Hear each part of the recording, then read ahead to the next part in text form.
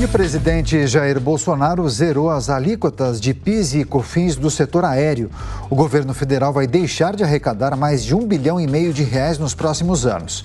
Mas a medida vai reduzir os custos operacionais e pode incentivar o crescimento das companhias aéreas. Por essa razão, nós vamos conversar a partir de agora com o advogado Leonardo Brigante. Ele é especialista em direito tributário, a quem eu agradeço demais pela participação. Doutor, seja muito bem-vindo aqui à Jovem Pan News e um Feliz Natal. Feliz Natal a todos, eu que agradeço o convite para poder estar aqui colaborando com vocês e comentar esse ponto tão sensível para o setor aéreo. Pois é, como o senhor avaliou essa medida do governo federal de zerar essas alíquotas, esses impostos federais das empresas aéreas? O governo federal pode abrir mão desse recurso? Está em condições de abrir mão desse recurso? E na ponta, ou seja, para nós consumidores, o que muda na prática? Eu acho que direito, efetivamente, o governo tem, né? Fez-se uma avaliação do setor propriamente dito, é um setor muito tocado pela pandemia e é um setor que efetivamente tem por trás de si uma rede de fornecedores muito grande, né? Tem uma responsabilidade por empregos diretos e indiretos e, portanto, é uma atividade que precisava, e isso já vinha sendo pedido por órgãos de classe, de auxílio do governo para desonerar alguma coisa em termos de tributação, né? O PIS e a COFINS, que são os dois tributos aqui zerados pelo governo, é aquele tipo de tributo que não se importa se a empresa tem ou não rentabilidade, né? Eles são tributos auferidos diretamente sobre a receita. E a gente não pode deixar de considerar que, se pegarmos, por exemplo, os números das 3 principais companhias aéreas brasileiras, nos últimos 2 anos temos aproximadamente 40 bi de prejuízo. Isso impacta, obviamente, a oferta de produto, novos investimentos, a própria relação com os respectivos colaboradores. E, portanto, essa desoneração pode ser muito importante para que as empresas tenham 2 capacidades.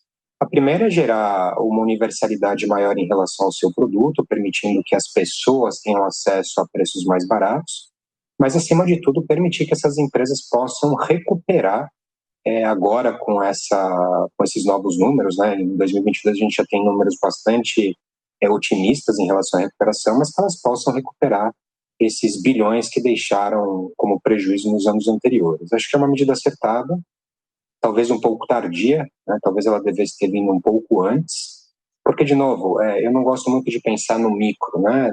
Na companhia aérea propriamente dito, mas em toda a cadeia que está por trás disso, né? Tem empresas com projeções de 5 a 7 anos para poder recuperar o número que eles chegavam antes da pandemia.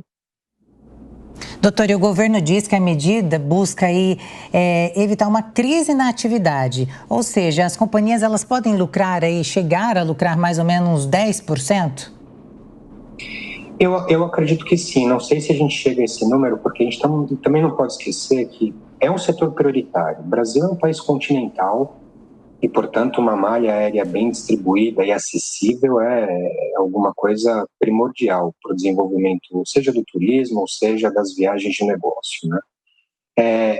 A medida do governo é uma medida que torna o PIS e COFINS, que geralmente é tributado a uma carga de 9,25% sobre a receita, não seja mais repercutida nas vendas. Mas, por outro lado, o governo também impediu que, a partir do momento em que essa isenção, tecnicamente a tributação alíquota zero, vigore, que as empresas continuem tomando crédito. Então, eu não vou ter exatamente uma redução perto de 10%, né? Eu vou ter uma redução menor na ponta. Mas eu acredito que é bem capaz, os números do setor são números favoráveis, e agora com a desoneração do PIS e COFINS, a gente vai ter realmente um impacto melhor na conta de resultado das empresas, né?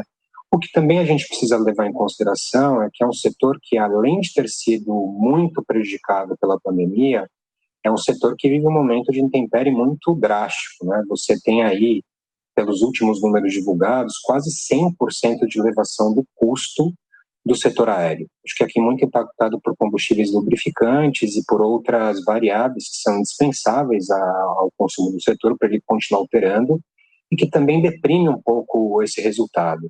Quer dizer, não sei se chegamos aos 10%, mas acho que é uma ajuda muito bem-vinda para o setor em si.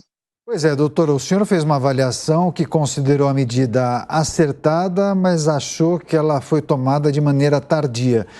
É comum que medidas de corte de impostos sejam tomadas na reta final de um mandato? Por exemplo, se a próxima gestão entender que não pode abrir mão desse recurso, poderia revogar essa medida tomada pelo governo federal? E se isso vier a acontecer, as aéreas, por exemplo, poderiam judicializar a questão?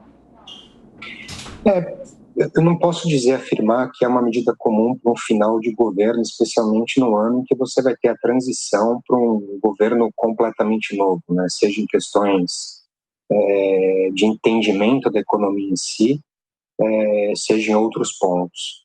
Mas tampouco posso afirmar que esse tipo de medida é uma medida que eventualmente não tenha sido apoiada em toda a política econômica que este governo tem feito em relação às aéreas. A gente tem algumas legislações anteriores aprovadas, tem a aviação simples, que objetiva aí aumentar a competitividade e a universalidade do produto. Então, acho que tem todo um trabalho pretérito já feito aí pelo governo, alguma pressão das associações de classe, que acaba resultando nesse número, né? Que a gente não pode deixar de dizer que a estimativa de redução de arrecadação é de 500 milhões, 600 milhões por ano, né? A gente está falando aí 1,5 bi nos próximos 5 anos, propriamente dito. E ainda que o governo tenha tomado essa iniciativa ela foi feita via medida provisória. Ela tem a validade aí pelos próximos 60 dias, prorrogáveis por outros 60 dias, e vai caber ao Congresso fazer essa avaliação dos critérios para aprovar a lei, transformar essa medida numa lei específica, ou para revogá-la, né? Então, acho que a iniciativa do governo é uma iniciativa que, aos meus olhos, ela tem coerência com todo o trabalho que tem sido feito no setor. Poderia ter sido feito antes? Acredito que sim, acredito que o setor demandava isso, né? Com um pouco mais de precocidade, até porque os números realmente são muito ruins nesses últimos 2 anos, né? E tem aí um caminho grande pela frente para essa recuperação poder ser alcançada. Mas acredito que essa iniciativa do governo está em linha, caberá ao novo Congresso Nacional poder fazer a avaliação dos critérios que levaram o presidente a editar a MP para transformar em lei e fazer com que esse benefício seja perene e alcance aí todo o período que a MP traz como período de vigência da lei. Acho que vai haver uma nova reanálise e caberá ao novo governo, junto com o Legislativo, poder fazer com que esses benefícios sejam efetivamente confirmados. O senhor destacou a importância do setor aéreo, certamente a gente deve concordar com isso. Agora, o senhor não entende que outros setores da economia ou do setor de transportes poderiam reivindicar benefício parecido, similar, semelhante? Um efeito cascata talvez não esteja no radar do governo federal? Quais outras áreas, na avaliação do senhor, poderiam receber benefício parecido? Eu acho que, bem, aqui a gente pode entrar numa conjectura enorme, né? Porque, de fato, a gente tem setores muito tocados pela pandemia, entre outras coisas, né? Eu acho que o setor aéreo em si é um setor prioritário, né? Um setor que o Brasil precisa desenvolver, né? Acho que esse governo buscou regimes de concessão, melhoria de malha, simplificação de alguma burocracia. E é um setor, como eu disse, com números muito negativamente exponencial, né, em relação a tudo que ele viveu e sofreu nesse período. Por óbvio, se a gente for fazer aqui uma conjectura de setores análogos, a gente pode sim ter uma reclamação de outros segmentos em busca desse mesmo benefício, mas aqui o político faz avaliação de requisitos de critério, urgência e relevância e contempla o setor aéreo, que é um setor muito concentrado, muito regulado, e um setor que sofreu não só pela pandemia, mas como eu disse, né, acho que a questão dos custos é muito impactante, né? Um setor que trabalha, além de todas essas dificuldades, é um setor que está muito atrelado a câmbio, né? Grande parte dos insumos são insumos contratados em moeda estrangeira. E com esse salto dos últimos tempos em relação à taxa de câmbio que a gente vive hoje em dia, é um setor também muito impactado, né? Então, acredito que há uma brecha, há uma abertura para que outros setores tentem judicializar, mas aqui acho que caberá ao judiciário fazer uma avaliação e entender que esses requisitos estão mais atrelados ao setor aéreo do que a outros, na minha opinião. E, doutor, a medida não impacta a receita do exercício de 2022? Não, 2022 não. Essa renúncia ela pressupõe início em janeiro de 23. Então a gente não toca em orçamento relacionado a 22. Eu não tenho nenhuma renúncia fiscal no exercício corrente. Eu vou ter uma renúncia fiscal em relação ao próximo exercício. Mas aqui eu também, eu sempre gosto, de novo, né, nunca pensar na fotografia, no microcosmo do que significa essa renúncia propriamente dita ao setor, né? Mas quando a gente pensa de uma forma um pouco mais macro e ampla, eu acredito que essa melhor competitividade das companhias do setor aéreo, do transporte regular de passageiros, fatalmente vai gerar um efeito colateral positivo, que é volta de potenciais investimentos. É um setor que tem que estar sempre atualizado, tem que investir muito. Então, acho que toda a cadeia que está por trás dessas grandes companhias acaba sendo favorecida também. Eu apostaria que, apesar da renúncia postulada para os próximos anos, na linha do tempo a gente deve ter um aumento de arrecadação em relação a todo o entorno das companhias aéreas, sejam dos provedores de serviços, sejam dos próprios fabricantes de produtos, partes e peças, manutenção, entre outras coisas. Doutor, para encerrar, eu queria ampliar um pouquinho a discussão, mas eu peço por gentileza a sua análise e sua avaliação acerca das expectativas para 2023, porque muito se fala sobre a necessidade de uma reforma tributária, ainda que alguns textos tenham sido apresentados no Congresso Nacional, não houve condição de avançar em relação a essas matérias na gestão de Jair Bolsonaro. O senhor entende que esse talvez seja um dos maiores desafios da próxima gestão de Lula e também da próxima legislatura de deputados e senadores? Fala-se muito na necessidade de uma reforma que tribute, que possa privilegiar a tributação do consumo. Eu queria uma rápida análise do senhor e também queria saber qual é a expectativa para a reforma tributária. Olha, eu confesso a vocês que desde o meu primeiro ano de faculdade eu ouço falar em reforma tributária, né? E acho que isso, independente do pensamento ou da linha filosófica que você, técnico do direito, atua, a reforma tributária é alguma coisa mais do que necessária, né?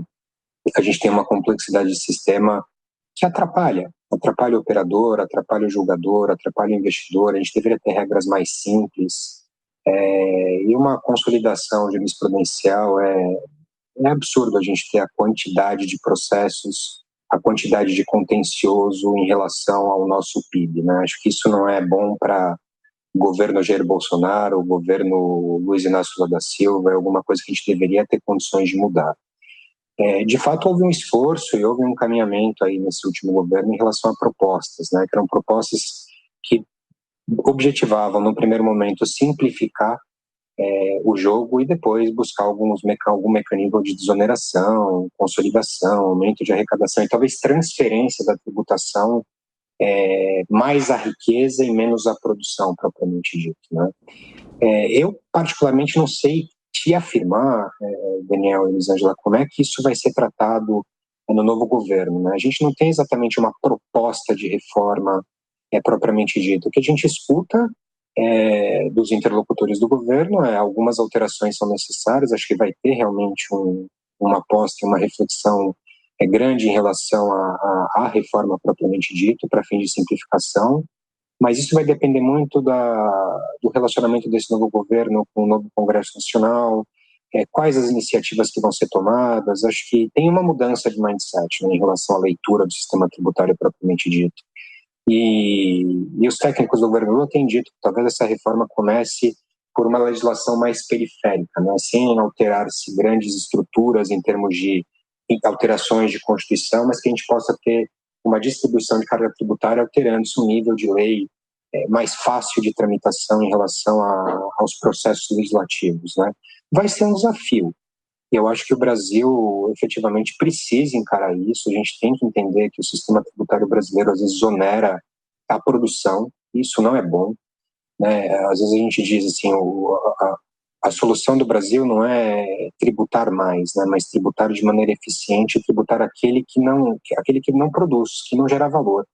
E desonerar, por sua vez, quem gera valor. A gente tem que encarar temas de folha de pagamento, a própria contribuição do PIS/COFINS que a gente está falando aqui para as companhias aéreas é um tipo de tributo que incide sobre faturamento. Eu posso faturar 1 bilhão, se eu custar 1,2 bilhão, eu estou dando prejuízo, eu pago o PIS/COFINS porque ele é sobre receita, ele não é sobre resultado.